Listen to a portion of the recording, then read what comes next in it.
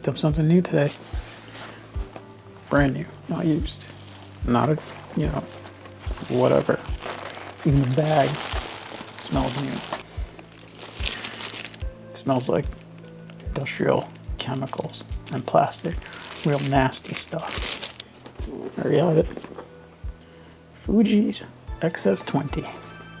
So I sold my XT4 and got myself a brand new XS20. This does everything the XH2S does, except it has the older sensor, which I like just fine, and it has a slower sensor readout speed because that sensor is older, it's slower. It has rolling shutter, but everything else it does, the XH2S does.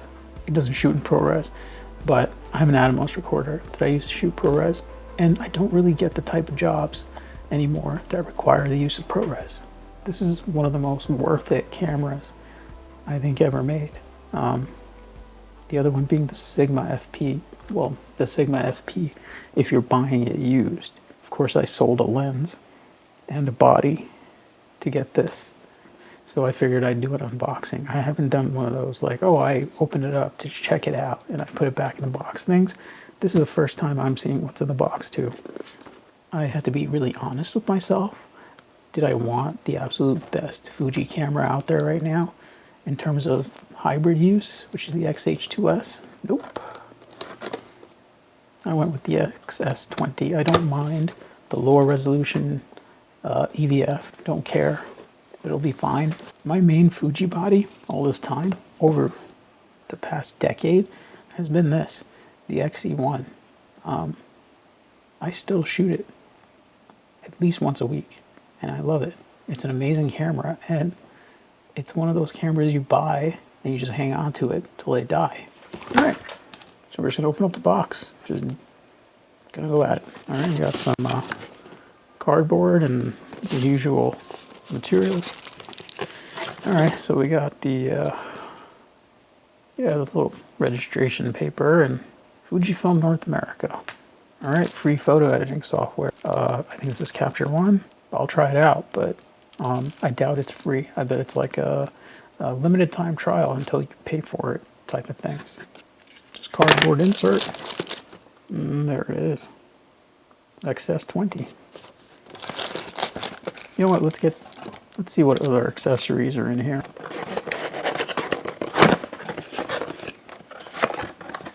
Damn, that's annoying.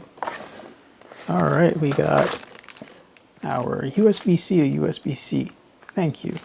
First-party USB-C cables are great because you not only get the charging, like the fastest possible charging that's safe for whatever battery you got for the original manufacturer's battery, but also the data rate. It supports whatever data rate the camera is going to put out. Plug for Europe. US. The usual stuff, yeah, AC/DC, and wow, thank you, Fuji, that's a lot of options. All right, we got that new battery, and Fuji straps, which aren't the best, but they aren't the worst. I have one on my XE1 here that's absolutely ancient, and it's worn down, and it works just fine, and there's the charger.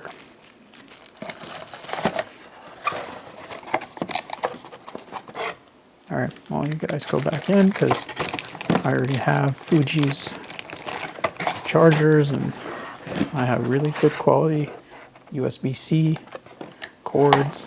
The only thing left. That's it.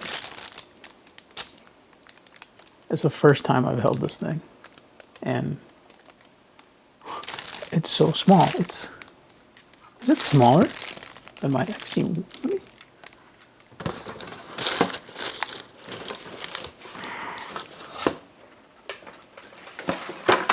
There might still be something in the box. I don't care. But, man, it smells like cancer. Just absolute industrial, new plastic and metal. Wow, it weighs nothing. That's actually just a little too small. See that pinky comes right off? Wow, this is incredibly small. Ooh, that dial. Ooh, snappy, very snappy. Yeah, I forgot there's no directional pad. That makes me kind of mad, but I'll use the swipe functions. I never use them on really any camera, but I'll have to. Wow, that's a very small EVF. Let's pop that battery in. Oh yeah, that battery door is trash. That's a terrible battery door. Oh man, that's one of the cheapest feeling battery doors and cheapest looking battery compartments I've ever seen. Oh, and you gotta, it's a physical little toggle. Actually, no, there's no contacts, so there's no, it's not compatible with the battery grip, but that little rubber flap means you can use a dummy battery and power it for hours. I haven't read too much about this camera. I just know I wanted a much lighter camera and smaller camera for travel, and I ended up saving money selling my X-T4 and a lens and getting this. So, you know, I get lunch money for a couple of road trips or something, and I get to take a smaller and a better video camera. The IBIS is supposed to be pretty great, and the autofocus stuff is supposed to be great. Hey, look at this. It comes pre-installed with the little strap guys. Okay, I'm very excited because I've got a few really interesting things that I'm seeing right off the bat. ISO quick menu dedicated up here. There's nothing here for you to accidentally press on the back. Joystick feels good, snappy, yeah. And I'm jumping around again because I'm seeing things left and right that make me think this was very much envisioned as a hybrid camera. For instance, this mic port, it's just by itself over here. So for most video use, I'll only need that mic because I can clean up the audio later if there's issues. I just need to know what the levels are, or find where I'm peaking the sound levels. That's all I need to know. Okay, HDMI flap. Wow, cheap as hell. God, that's cheap. Okay, USB-C HDMI micro. Probably never going to use that. So there's no. Oh, interesting. There's no headphone jack. That's fine. That's okay. I don't really need it. I wish there was one here, but this is just a tiny, tiny body. Oh, look at that. Brand new, fresh, pristine screen. Now go ahead, turn it on. And it didn't turn on. I guess I gotta charge the battery. Luckily, I have myself here a USB cable ready to go. And it's charging, it's giving me the light. Frankly, the flippy screen seems a little flimsy. You can attach the cooling fan back. They're made in Indonesia. Okay, yeah, I mean, for this price, that's fine.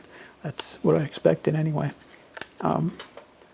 Yeah, this is interesting stuff. Okay, let's compare size, I guess. It's the original XE1, the OG. Picking it up and comparing them just based on the feel in my hands. The XE1 feels way more premium. The leatherette on this thing, which, by the way, my Leica leatherettes, they're going to hell. And this thing is ancient, and it's been abused way more than my Leicas. And the grip, the leatherette, is perfect. There's no wear on it. There's barely any wear to the body of the XE1. This camera has never been babied, and like all the buttons feel great. You know, this is some outstanding build quality here for the XE1. But anyway, the size comparison, the XE1 is actually slightly thicker, except for the grip. That's news. Wow, is it actually smaller than the XE1? Wow, they're almost exactly the same width. Wow. All right. I know I keep saying wow and interesting a lot, but wow, this is interesting. The XE1 feels like it's made out of just thicker parts. It's just whatever it's built out of, there's a little bit more material. Fuji's making these in-house versus outsourcing them or running whatever factories they run in Indonesia. Surprising How? Oh wow, it's shorter than the XC3, except for the SLR hump. It's shorter. It's definitely lighter, even with the battery. I might be getting confused because of the lens. This is 6.2, just a little over 6K open gate, and at 10-bit 422 in this thing. Yeah, this is not a B cam. This is not a vlog cam. This is as good as any camera out there for video, and it's all Entra. You have F-Log, F-Log2, F-Log2, which has like the dynamic range near cinema camera level. I know it does on the XH2S. If you shoot ProRes, you've got yourself an Arri Alexa Mini. But oh no, hey, guess what? I was wrong. I found the headphone port. It's on the other side. Very smart. It gets out of the way of the flippy screen. Very smart. I guess they heard me, and that's got to be the fastest Fuji Kaizen update ever. Right there. It's like, hey dummy, look at the other side. And I'm glad I got the smaller guy instead of the H2S. It feels really good in the hand. One of my favorite ways to shoot, hold a camera, my thumb falls right on my thumb, falls right there. This is one of my favorite ways to shoot. Focus, because I only have one autofocus capable lens for Fuji. The rest of them are manual. So one of my favorite ways to shoot. My thumb is right on that shutter, and man, I'm really happy. I'm really happy. There's got to be something wrong with it. The catch is what? That it's made in Indonesia, that it doesn't shoot ProRes, that it's the 26 megapixel sensor, it's got a lower resolution EVF. Who cares? At least on paper so far. What this thing does for the size of it is incredible. And I'm going to be making a lot more videos about it, the usability, and with it for film photos and so on. I guess that's it. I'm pretty happy for now.